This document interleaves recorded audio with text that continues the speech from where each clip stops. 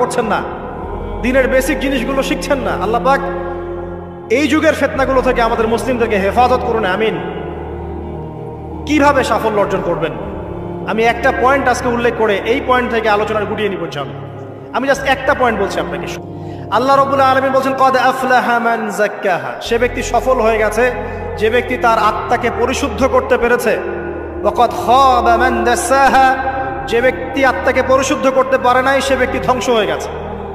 কিভাবে পরিশুদ্ধ করবেন, তিনটা হাদিস আপনাকে আগে শোনাই। এক, আল্লাহ রাব্বুল আলামিনের হাবিব মুহাম্মদ সাল্লাল্লাহু আলাইহি ওয়াসাল্লাম, দরুদ পড়েন, বলেন সাল্লাল্লাহু আলাইহি ওয়াসাল্লাম। তিনি বলছেন যে আল্লাহর এমন কিছু বান্দা আছে যারা জান্নাতে প্রবেশ করবে যাদের অন্তরটা হবে পাখির মতো নরম। কার মতো? পাখির মতো। একটা হাদিস শুনলেন।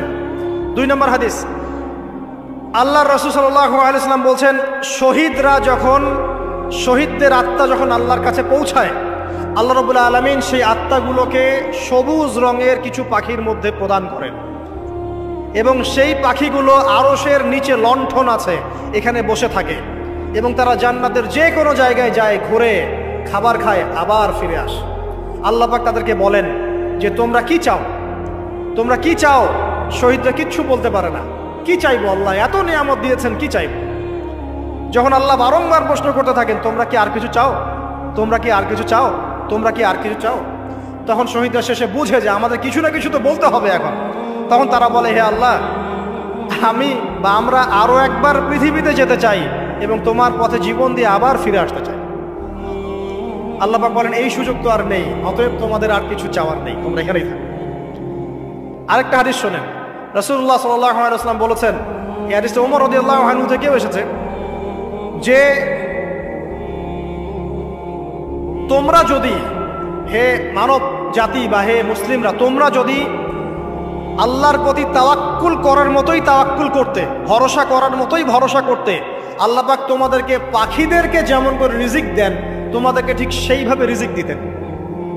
তোমরা কি লক্ষ্য করো না যে পাখিরা খালি পেটে বের হয়ে যায় বাসা থেকে সকালবেলা এবং সন্ধ্যাবেলা ভরা পেটে বাসায় ঢোকে? আপনাকে যে তিনটা হাদিস শোনালাম এই তিনটা হাদিসে একটা শব্দ হচ্ছে কমন। শব্দটা কি বলেন? পাখি। পাখি কি? পাখি।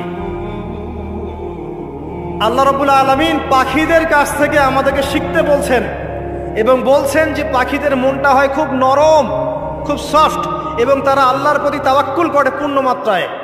তারা সকালবেলা ভোরবেলা বের হয়ে যায় এবং সন্ধ্যাবেলা বাসায় ফেরে, খালি পেটে বের হয়, ভরা পেটে বাসায় ফেরে। এবং আল্লাহ পাক সবচেয়ে সম্মানিত মৌত যেটা শহীদের মৌত, সেই শহীদদের আত্মাকে আল্লাহ পাক পাখির রূপ দিবেন। তাহলে পাখিটার বিষয়ে একটা ফোকাস করার দরকার আছে না? আচ্ছা, এখানে আসেন।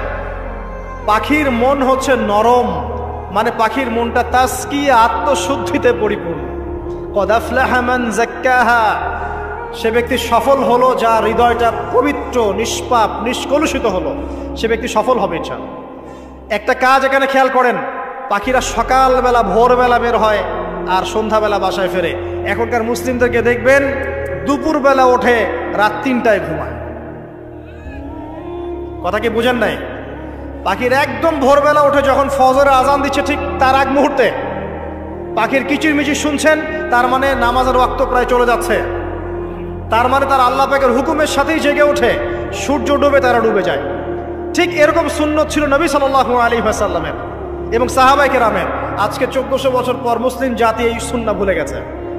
আর আমাদের সুন্নত দেখবেন, যদি কোনো রকম উঠেও ফেলি ফজরে, আবার 12টা বন্ধ ঘুম, আরো বেশি। আর এই যুব সমাজ যারা আছো তোমরা, কেউই 3টা-4টার আগে ঘুমায় বলে আমার মনে হয়। অলওয়েজ অনলাইনে পড়ে আছে, টিকটক নিয়ে, ফেসবুক নিয়ে, গার্লফ্রেন্ডের সাথে চ্যাটিং। পাখির মতো হতে পারলে পরে মনটা তো নরম হবে, তারপরে না তাসকিয়া অর্জন হবে। পাখির রুটিনটা কি? ভোরবেলা বের হয় আর সন্ধ্যাবেলা বাসায় ঢোকে।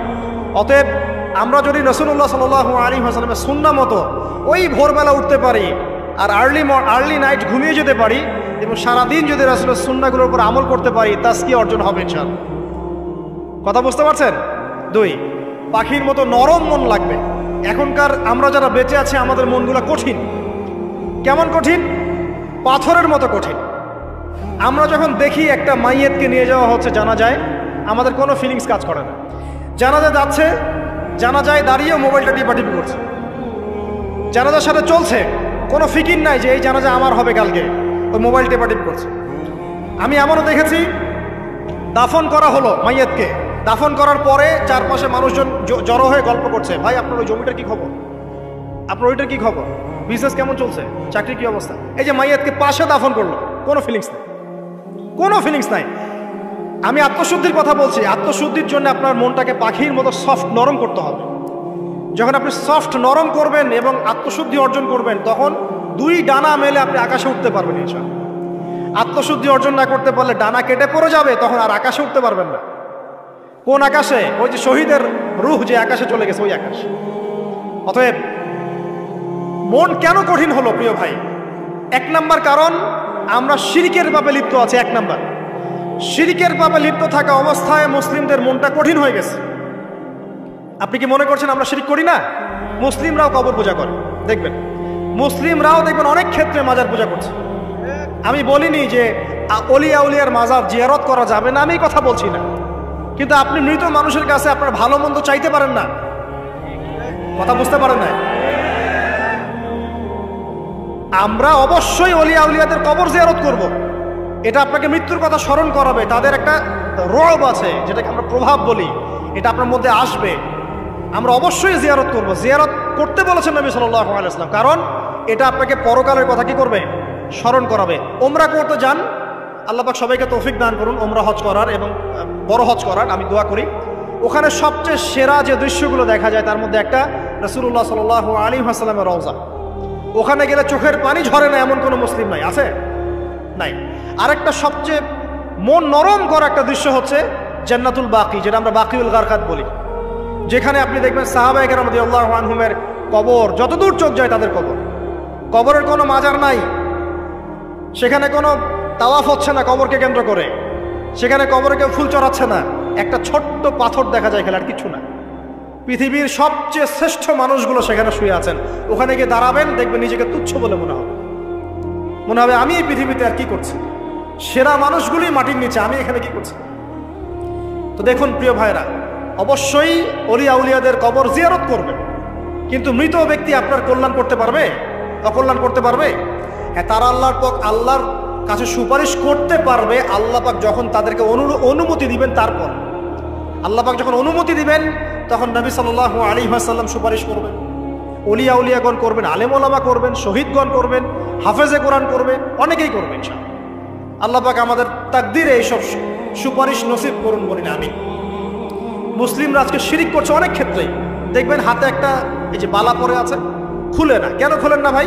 বলে যে এটা খুললে যদি রোগ হয়। রোগ দেওয়ার মালিক কে? ওই বালা না আল্লাহ? এই যে আপনার বিশ্বাস জন্মে নিয়েছে, এই যে বিশ্বাসটা জন্মিয়েছে আপনার হাতের উপরে, এই বালার উপরে, এটাই শিরক, এটাই শিরক। যদি আপনি বিশ্বাস করেন যে এটা হাতে থাকলে আপনি সুস্থ থাকবেন, হাত থেকে খুলে পড়ে গেলে আপনি আর বাঁচবেন না, এই যে কল্যাণ অকল্যাণের মালিক আপনি কাকে করলেন? ওই বালাকে করেছেন, আল্লাহকে করেন না। এখানে শিরক হয়ে গেছে, খুবই সূক্ষ্ম শিরক।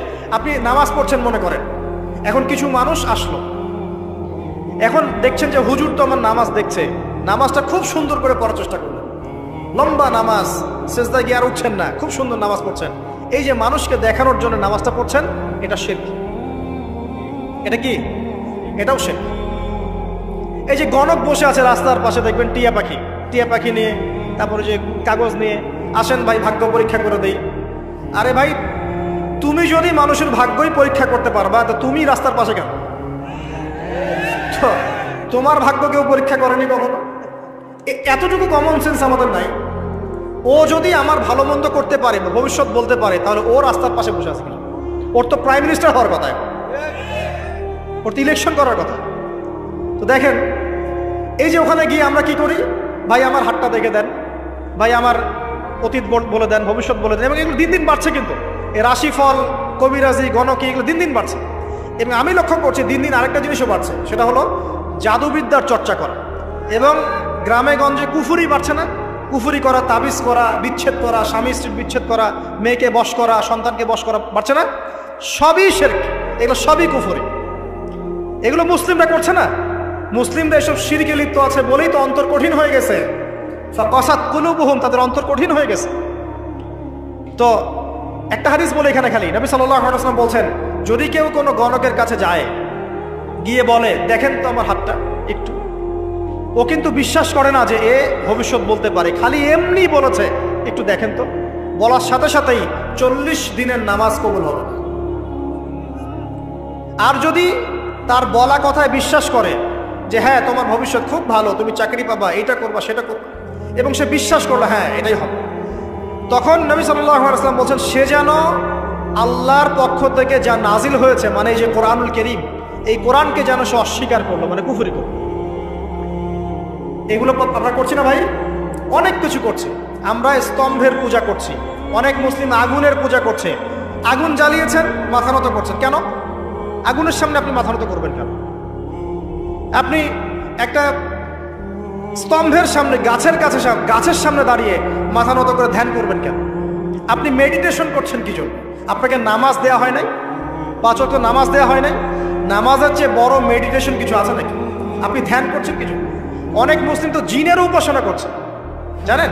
অনেক মুসলিম জিনকে তাবে করার চেষ্টা করছে। আর জিন বলে একটা জাতি আছে, এটা সত্য। এরকম প্রতিটা ক্ষেত্রে শিরক আছে। শিরক কথায় আছে, কাজে আছে, বিশ্বাসে আছে। দেখবেন মুসলিমরাই আল্লাহ ছাড়া অন্য কারো কাছে দোয়া করছে, মুসলিমরা নজর মানত করছে অন্য জায়গায়, আল্লাহর জন্য নজর মানত করছে না, অন্য কাউকে সন্তুষ্ট করার জন্য করছে। সন্তান হয় না, সন্তান হয় না, এখন কি হবে? সন্তান হয় না তো অমুকের কাছে যাও, সেখানে গিয়ে বকরি জবাই দাও, সন্তান হবে। সুবহানাল্লাহ। তো এই পদ্ধতি ইব্রাহিম আলাইহিস সালামের জানা ছিল না যে শেষ বয়সে তিনি বলছেন রব্বি হাবলি মিনাস সালিহিন? আপনি দোয়া করতে পারেন না? সন্তান হবে না কেন? আল্লাহ পাক তাকদিরে লিখে রাখলেন, অবশ্যই হবে। আর আল্লাহ পাক তাকদিরে না লিখলে কিভাবে হবে? তাকদিরে যে ব্যক্তি বিশ্বাস করে না সে ব্যক্তি হতাশ হয়। যা কিছু হচ্ছে আমাদের জীবনে সবই তাকদির, এর বাইরে একটা মানুষও যেতে পারবে না। প্রিয় ভাইরা, কথায়, কাজে এবং চিন্তায় আমরা অনেক শিরিক করছি। শিরিকের কারণে আমাদের অন্তর কঠিন হয়ে গেছে। আরো কেন কঠিন হচ্ছে? বেদাত।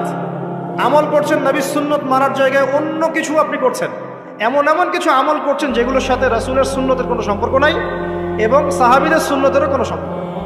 এই ক্ষেত্রে গিয়ে আপনি বেদাত করছেন, বেদাত করে অন্তর কঠিন হয়ে যাচ্ছে। অন্তর কঠিন হওয়ার একটা বড় কারণ হচ্ছে হারাম রিজিক। যখন আপনি হারাম রিজিকে যাচ্ছেন, সুদ, ঘুষ, আপনার দুর্নীতি, আপনার এই যে অন্যের সম্পদ আত্মসাৎ করা, হালাল হারামের পরোয়া না করা, এই রিজিক দিয়ে যখন আপনি আপনার দেহ, রক্ত, মাংস গঠিত হচ্ছে, আপনার কলবটা শক্ত হয়ে যাচ্ছে। আমি কি বুঝাতে পারছি না? হারাম রিজিক যখন আপনার শরীরে ঢুকছে, অন্তরটা শক্ত হয়ে যাচ্ছে। একটা হাদিস যথেষ্ট। আল্লাহ রাসূল বলেছেন ইন্নাল্লাহা তাইয়্যিব লা ইকবালু ইল্লা তাইয়্যিব। আল্লাহ পাক পবিত্র সত্তা, তিনি পবিত্র ছাড়া কবুল করেন না। আপনি 10টা হজ করে আসেন, চুরির টাকা দিয়ে, ডাকাতির টাকা দিয়ে, আত্মসাতের টাকা দিয়ে, দুর্নীতির টাকা দিয়ে, যদি কবুল হয় তাহলে কোরআন সুন্নাহ মিথ্যা হয়ে যাবে। নাউজুবিল্লাহ। কথা কি বুঝতে পারছেন না? আল্লাহ রাব্বুল আলামিন বলছেন আল্লাহ পাক পবিত্র ছাড়া কবুল করেন না। হারাম রিজিক দিয়ে ইবাদত কবুল হয় না। আমরা ওই যে রংপুর অঞ্চলে একবার ওই যে হারাগাছ একটা অঞ্চল আছে না, সেখানে গিয়েছিলাম। সেখানে মাশাআল্লাহ আবার বিড়ির অনেক ফ্যাক্টরি আছে। কিসের? বিড়ি তো হালাল নাকি? তামাক তো হালাল নাকি? তো সেখানে বিড়ি ফ্যাক্টরির অনেক মালিক আছে এবং তারা মসজিদ কমিটির অনেক দায়িত্বপ্রাপ্ত আর কি। মুসলিমদের গায়রত্ব এখন নাই, মুসলিমরা এদেরকে আবার মসজিদ কমিটির সদস্যও বানিয়েছে। তো এখন মসজিদ কমিটিতে এসে তার প্রভাবে ইমাম সাহেব টিকতে পারে না। দুইজন বলে নামাজের পর হাত তুলে দোয়া করতে হবে, দুইজন বলে করা যাবে না। ঠিক আছে? এই নিয়ে ক্যাচাল। এই ক্যাচাল হতে হতে দেখা গেল এক পর্যায়ে মারামারি পর্যন্ত হয়েছে। মসজিদ ভাগ হয়েছে, মারামারিও হয়েছে। তো সেখানে আমাকে দাওয়াত করেছিল যে ওয়াজ করার জন্য, তো দোয়া করার কথা বলছে। তাই আমি বললাম যে দোয়া করে লাভ কি? দোয়া করলেই বাকি, না করলেই বাকি, রিজিকটাই তো হারাম। আপনি তো তামাকের টাকা খাচ্ছেন, তামাক, আপনি মাদকের টাকা খাচ্ছেন, এটা কি হালাল না হারাম? তো হারাম টাকা দিয়ে হাত তুলে দোয়া করলেই কি, না করলেই কি? দোয়া তো উঠছে না উপরে। আগে হারাম রিজিক ছাড়েন, তারপর দোয়া করুন। তো রিজিক হারাম হওয়ার কারণে আমাদের কি হচ্ছে? অন্তরটা কি হচ্ছে ভাই? কঠিন হচ্ছে। ওই পাখির মতো আর মুক্ত আকাশ উঠতে পারবেন না। তারপরে সামনে যান, আরো কেন কঠিন হয়? বস্তুবাদিতা, দুনিয়া। সারাদিন দুনিয়ার ফিকির, দুনিয়ার চিন্তা, খাবো কি, করবো কি, ব্যাংক ব্যালেন্স, টাকা পয়সা, স্ট্যাটাস, সারাটা দিন দুনিয়ার দুনিয়া। ঘুম থেকে ওঠা থেকে নিয়ে শুরু করে ঘুমানো পর্যন্ত খালি দুনিয়া। যারা দুনিয়ার নেশায় মত্ত হয়ে আছে, এদের অন্তরটা কঠিন হয়ে যায়। এই অন্তরটা পাখির মতো হতে পারবে না। ঠিক আছে কথা? যারা দুনিয়ার নেশায় মত্ত হয়ে আছেন, এই অন্তরটা কঠিন হয়ে যাবে, পাখির মতো হতে পারবে না। তারপর কি, আরো সামনে যান, দিনই জ্ঞান চর্চা না করা অন্তর কঠিন হওয়ার কারণ। আর কি কারণ? পাপ করা, পাপ। যত বেশি আপনি পাপ করবেন, যত বেশি পর্ন দেখবেন, যত বেশি মাদক খাবেন, যত বেশি জুয়া খেলবেন, যত বেশি অহেতুক সময় নষ্ট করবেন, যত বেশি আপনি অন্যের ক্ষতি করবেন, ঠিক আছে, নিরপরাধ মানুষের উপর নির্যাতন করবেন, যত বেশি আপনি পাপ করবেন, পাপ, এই পাপ করতে করতে করতে মানুষের অন্তর কঠিন হয়ে যায়। ইবনুল কাইয়্যিম রাহিমাহুল্লাহ বলেছেন যে পাপ করতে থাকলে মানুষের অন্তর কঠিন হয়ে যেতে থাকে, এবং ইস্তেগফার আর জিকির করলে গিয়ে মানুষের অন্তর আবার নরম হতে থাকে। পাপের উপর পাপ করতে থাকলে মানুষের অন্তর কঠিন হতে থাকে। এ বিষয়ে রাসূলুল্লাহ সাল্লাল্লাহু আলাইহি ওয়াসাল্লাম বলেছেন, যখন মানুষ একটা পাপ করে কলবের মধ্যে একটা কালো দাগ পড়ে যায়, যখন আরো একটা পাপ করে আরেকটা কালো দাগ পড়ে যায়, এভাবে যখন পাপ করতেই থাকে তখন পুরো কলবটাই কালিমা পূর্ণ হয়ে যায়। এই অবস্থায় যদি সে তওবা করে, আল্লাহ পাক মাফ করে দিবেন। যদি এই অবস্থায় তার মৃত্যু হয়ে যায়, তার আত্মাটা থেকে দুর্গন্ধ বের হতে থাকে, যে আত্মাটা কবজ করতে পর্যন্ত মালাকুল মউত মানে ঘৃণা পোষণ করে। কথা কি বুঝতে পারছেন? যখন অন্তর পাপ করতে করতে কলুষিত হয়ে যাবে, ওয়াকাদ খাবা মান দাসাহা, যখন পাপ করতে করতে অন্তর কলুষিত হয়ে যাবে, তখন আপনার এই মালাকুল মউত পর্যন্ত ওই আত্মাটাকে বের করার সময় ঘৃণা করবে, দুর্গন্ধযুক্ত। আল্লাহ পাক আমাদেরকে পাপ থেকে বাঁচিয়ে রাখুন। আমি এরকম কিছু কাজ আছে, বস্তুবাদিতা, শিরক, বেদাত, হারাম রিজিক, সারাদিন দুনিয়ার ফিকির নিয়ে থাকা, ঠিক আছে, অন্যের ক্ষতি করা, পাপ কন্টিনিউয়াসলি করতে থাকা, এবং দিন ছেড়ে দেওয়া, দিনের এলেম ছেড়ে দেওয়া, আল্লাহ পাকের আনুগত্য ছেড়ে দেওয়া, এই কাজগুলো করতে থাকলে মানুষের অন্তর কি হয়? কঠিন হয়ে যায়। এখন সলিউশন কি বলেন? 5 মিনিটে আমি সলিউশন বলছি, কেমন করে আপনি এটাকে নরম করবেন আর পরিশুদ্ধতা অর্জন করবেন এবং ওই পাখির মতো মুক্ত আকাশে উড়বেন। কিভাবে বলবো? 1 নাম্বার, অবশ্যই শিরক ত্যাগ করতে হবে। কি করতে হবে? শিরক ত্যাগ করতে হবে, আল্লাহ পাকের তাওহীদের উপর থাকতে হবে। আল্লাহ পাক তৌফিক দান করুন। লং কিছু বলার সময় নেই আমার হাতে, একটা বই বলছি, কিতাবুত তাওহীদ। কি নাম? কিতাবুত তাওহীদ। এই বইটা অনেক ভার্সন বাজারে বের হয়েছে, কিনে দেখবেন শিরক কত প্রকার, কি কি, তাওহীদ কাকে বলে, কত প্রকার, কি কি। যেটা বুঝবেন না, মাদ্রাসা চলে যাবেন, আলেম ওলামার কাছে গিয়ে জিজ্ঞাসা করবেন, হুজুর এটা বুঝি নাই। ঠিক আছে? 1 নাম্বার, শিরক ত্যাগ করতে হবে। 2 নাম্বার, আপনাকে তাওহীদে থাকতে হবে। দেখ, অন্তর নরম করার কথা বলছি। 2 নাম্বার, সুন্নতের উপর আমল করতে হবে। ওই যে পাখির কথা বললাম, যে সকালবেলা বের হয় আর সন্ধ্যাবেলা কি করে? বাসায় ফেরে। খালি পেটে বের হয়, ভরা পেটে বাসায় ফেরে। তার মানে আমাদেরকেও সকাল সন্ধ্যাটা কাটাতে হবে নবী সাল্লাল্লাহু আলাইহি ওয়াসাল্লামের সুন্নত অনুযায়ী। যখন তিনি ঘুমাতেন তখন ঘুমাবেন, যখন উঠতেন তখন উঠবেন, বাকি কাজ যেমন করে করতেন তেমন করে করবেন, তখন অন্তর ইনশাআল্লাহ নরম হয়ে যাবে। ঠিক আছে ভাই? 2। 3 নাম্বার, 5 ওয়াক্ত নামাজ জামাতে। নামাজ আপনাকে যে কোনো পাপ থেকে বাঁচাবে ইনশাআল্লাহ। ভাই জেনা করছেন, নামাজ পড়েন। পর্নোগ্রাফি দেখেছেন, তাও তওবা করে নামাজ পড়েন। আপনি হারাম অ্যাফেয়ার্সে আছেন, হতাশ হয়েন না, নামাজ পড়েন। গোনা ছাড়তে পারছেন না, নামাজ পড়েন। সুদ খাচ্ছেন, নামাজ পড়েন। আপনি বেপর্দা চলছেন, তাও নামাজ পড়েন। আপনি অন্যের হক নষ্ট করেছেন, তাও নামাজ পড়েন। যে পাপই করেছেন, নামাজটা পড়েন। নামাজ আপনাকে সমস্ত পাপ থেকে বাঁচিয়ে রাখবে ইনশাআল্লাহ। আস্তে আস্তে ইনশাআল্লাহ দেখবেন সব পাপ থেকে আপনি দূরে চলে আসছেন ইনশাআল্লাহ তাআলা। 3 নাম্বার নামাজ। 4 নাম্বার, বেশি থেকে বেশি পরকালের ফিকির করবেন। খালি পরকালের চিন্তা করবেন যে আমাকে মৃত্যুবরণ করতে হবে, কবরে যেতে হবে, পুলসিরাত পার হতে হবে, আল্লাহর সামনে দাঁড়াতে হবে। যত বেশি আপনি আল্লাহর ফিকির করবেন, পরকালের ফিকির করবেন, আপনার মনটা নরম হয়ে যাবে ইনশাআল্লাহ, মনটা শক্ত হবে। 5 নাম্বার, মানুষের সাথে খুব বেশি মেলামেশা করবেন। মানুষের সাথে খুব বেশি মেলামেশা করলে ইবনুল কাইয়্যিম রাহিমাহুল্লাহ বলেছেন অন্তর কঠিন হয়ে যাবে। কারণ মানুষ আপনাকে গীবত করাবে, হ্যাঁ, মানুষ খারাপ কাজে নিয়ে যাবে, বেফাস কথাবার্তা বলবেন, হয়তো বেফাস কাজ করবেন, ফুজুল কি বাত করবেন, এগুলো করতে গিয়ে আপনি দেখবেন অন্তর কঠিন হয়ে গেছে। এত বেশি মানুষের সাথে মেলামেশার দরকার নাই, প্রয়োজন যতটুকু অতটুকু করবেন। ঠিক আছে? আল্লাহ পাক তৌফিক দান করুন, আমিন। কয়টা বললাম? 5, 6। আমার সবচেয়ে প্রিয় নসিহত, প্রত্যেক দিন মিনিমাম 1 ঘন্টা করে কোরআন তেলাওয়াত করবেন বুঝে। আমি বলিনি না বুঝে করলে কোনো নেকি হবে না, প্রত্যেক হরফে 10 নেকি হবেই হবে, কিন্তু আপনি করবেন বুঝে। যখন বুঝে আপনি প্রত্যেক দিন 1 পারা করে বা 1 ঘন্টা করে কোরআন তেলাওয়াত করবেন, আপনার কলিজা, আপনার কলব নরম হতে বাধ্য। এবং আপনার অন্তরে আল্লাহ নূর নেমে আসবে ইনশাআল্লাহ। দেখবেন আপনার কলব থেকে সমস্ত এই যে পঙ্কিলতা, কলুষতা ইনশাআল্লাহ চলে যাবে ইনশাআল্লাহ। দুটো জিনিস অন্তরকে পবিত্র করে ফেলে, এক হচ্ছে কোরআন তেলাওয়াত, আর এক হচ্ছে বেশি থেকে বেশি আল্লাহর জিকির এবং ইস্তেগফার। তো কোরআন তেলাওয়াত বাড়িয়ে দেন, আল্লাহ পাক সবাইকে কোরআন তেলাওয়াত করার তৌফিক দান করুন, আমিন। যারা শেখেন নাই আজকে ওয়াদা করেন যে কোরআন আপনারা বিশুদ্ধ করে পড়া শিখবেন, ওয়াদা করেন। আগামী রমজান আসার আগেই এক খতম দেওয়া চাই, পারবেন? এবং কোরআনের চর্চা বাড়িয়ে দিবেন, প্রত্যেক দিন কিছু করেন না করেন কোরআন তেলাওয়াত করতে হবে, ঠিক আছে? আল্লাহ পাক তৌফিক ইনায়াত করুন, আমিন। আর বুঝে পড়ার চেষ্টা করবেন। একটা সহজ তাফসীর বলে দিই, মারিফুল কোরআন বাসায় আছে না?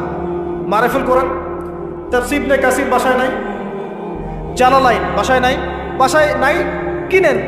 সারাদিন তো অনেক টাকা পয়সা খরচ করছেন, 3টা তাফসীর কিনেন, জালালাইন কিনেন, মারিফুল কোরআন কিনেন, ইবনে কাসির কিনেন, বাসায় গিয়ে পড়াশোনা পারবেন না? যে একটা বুঝবেন না, ওলামায়ে কেরামের কাছে যাবেন, গিয়ে বলবেন হুজুর এটা বুঝি নাই, বুঝাই দেন। নিজের যে ব্যাখ্যা করতে যাবেন না, ব্যাখ্যা করলে দেখবেন একটা পণ্ডিত বেরিয়েছে, কিছু পণ্ডিত কোরআন পড়ে বলে কোরআনই মানি হাদিস মানি না, এরকম পণ্ডিত দেখেন নাই? কোরআনই মানি হাদিস আর মানি না, কারণ আল্লাহ নাকি নাউজুবিল্লাহ কোরআনে নাকি আল্লাহ পাক হাদিস মানতে বলে নাই, ও নাকি পায় না। এই জন্য দেখলাম সুবহানাল্লাহ নামাজ পড়তেছে, কোরআন থেকে নামাজ পড়তেছে, হাদিসের কোনো হেদায়েত নিবে না। মানে কিরকম যে হাত আবার ঠিকই বাঁধতেছে, হাত বাঁধতেছে, রুকু করতেছে, সেজদা করতেছে, এগুলো আবার কোথায় পাইলো আল্লাহ ভালো জানেন। হাত এভাবে বাঁধতেছে, এভাবে হাতটা বাঁধা কোরআনে কোথায় আছে আমি পাইলাম না কোথাও, ঠিক আছে? হাদিস ছাড়া কি এগুলো আসবে? হাত বাঁধ, সেজদায় গিয়ে সুবহান রাব্বিয়াল আ'লা বলছেন, বলছে আসলামতু লিরাব্বিল আলামিন, এটা কোরআন থেকে বলছে। অথচ নবী সাল্লাল্লাহু আলাইহি ওয়াসাল্লাম হাদিস থেকে বলছেন সুবহান রাব্বিয়াল আ'লা সুবহুন কুদ্দুসুন রব্বুল মালাইকাতি ওয়ার রূহ সুবহানাকা আল্লাহুম্মা রাব্বানা ওয়া বিহামদিকা আল্লাহুম্মা ইগফির। এগুলো নাই, ও বলছে আসলামতু লিরাব্বিল আলামিন, মানে কোরআন মানি হাদিস মানি না। এত বেশি পণ্ডিত হওয়ার দরকার নাই, এরা হচ্ছে ইচড়া পাকা টাইপের পণ্ডিত। ওমর রাদিয়াল্লাহু আনহুর যুগে বেঁচে থাকলে এদেরকে পিটাই সোজা করে ফেলাইতে, ফাইজলামি শুরু করছে। কোরআন মানি হাদিস মানি না। আল্লাহ পাক কোরআনে বলছেন ওয়ামা আতাকুমুর রাসূলু ফাখুযু, রাসূল যা দিয়েছেন তা গ্রহণ করো, ওয়ামা নাহাকুম আনহু ফান্তাহু, রাসূল যা নিষেধ করছেন দূরে থাকো। রাসূল যা দেন সেটা হাদিস না, রাসূল যা দেন সেটা সুন্নাহ না, সুন্নাহ তো সে মানেই না, আলটিমেটলি সে কোরআনই মানে না। তো আসল কথা হচ্ছে এইসব ফিতনা থেকে বেঁচে থাকবেন, কোরআন তেলাওয়াত বাড়িয়ে দেন। কয়টা বলছি? 5টা 6টা। 7 নাম্বার বেশি থেকে বেশি ইস্তেগফার সারাদিন পড়বেন, আস্তাগফিরুল্লাহ ওয়া আতুবু ইলাইহি, আস্তাগফিরুল্লাহ ওয়া আতুবু ইলাইহি, আস্তাগফিরুল্লাহাল্লাযী লা ইলাহা ইল্লা হুয়াল হাইয়ুল কাইয়ুম ওয়া আতুবু ইলাইহি। প্রত্যেকদিন পড়তে হবে 100 বার করে। কতবার করে? 100 বার। 8 নাম্বার বেশি বেশি আল্লাহর জিকির, চলতে ফিরতে জিকির, সুবহানাল্লাহ, আলহামদুলিল্লাহ, লা ইলাহা ইল্লাল্লাহ, আল্লাহু আকবার, লা হাওলা ওয়ালা কুওয়াতা ইল্লা বিল্লাহ। বলবেন হাসবুনাল্লাহু ওয়া নি'মাল ওয়াকিল, ঠিক আছে? সুবহানাকা আল্লাহুম্মা রাব্বানা ওয়া বিহামদিকা আল্লাহুম্মা ইগফিরলি, সুবহানাল্লাহি ওয়া বিহামদিহি আদাদা খালকিহি ওয়া রিদা নাফসিহি ওয়া জিনাতা আরশিহি ওয়া বিদায়াতা কালিমাতিহি। যত জিকির আছে সব করুন, জিকির বাড়াবেন। যত জিকির বাড়াবেন অন্তর পরিশুদ্ধ হবে ইনশাআল্লাহু আযজা ওয়া জাল। কয়টা বলছে? 8। আর 2টা বলি। 9, অন্যের হক নষ্ট করবেন না। অন্যের হক নষ্ট করলেই মন কঠিন হয়ে যাবে। অন্যের হক নষ্ট করবেন না, বরং মানবতার কল্যাণে কাজ করেন। যে কাজগুলো মানব সেবামূলক সেগুলো করেন।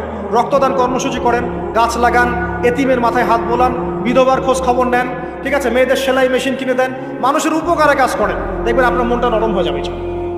যার মন নরম এবং যার মনের মধ্যে সততা আছে, আল্লাহ পাক ইনশাআল্লাহ সেখানে অবশ্যই হেদায়েত ঢালবে ইনশাআল্লাহ। আর 10 নাম্বার সবচেয়ে শেষ হচ্ছে যে কবর জিয়ারত করবেন বেশি বেশি করে, এবং নিজের মৌতের কথা স্মরণ করে আল্লাহর কাছে বেশি বেশি দোয়া করবেন। কি দোয়া করবেন? ইয়া মুকাল্লিবাল কুলুব সাব্বিত কলবি আলা দীনিক, ইয়া মুসাররিফাল কুলুব সররিফ কুলুবানা আলা তাআতিক। এই দোয়াগুলো করবেন ইনশাআল্লাহ। এবং কবর জিয়ারত করবেন সপ্তাহে সপ্তাহে, পারলে 2 দিন 3 দিন পর পর কবরস্থানে যাবেন, ইনশাআল্লাহ দেখবেন আপনার মন নরম হবে ইনশাআল্লাহ আযজা ওয়া জাল।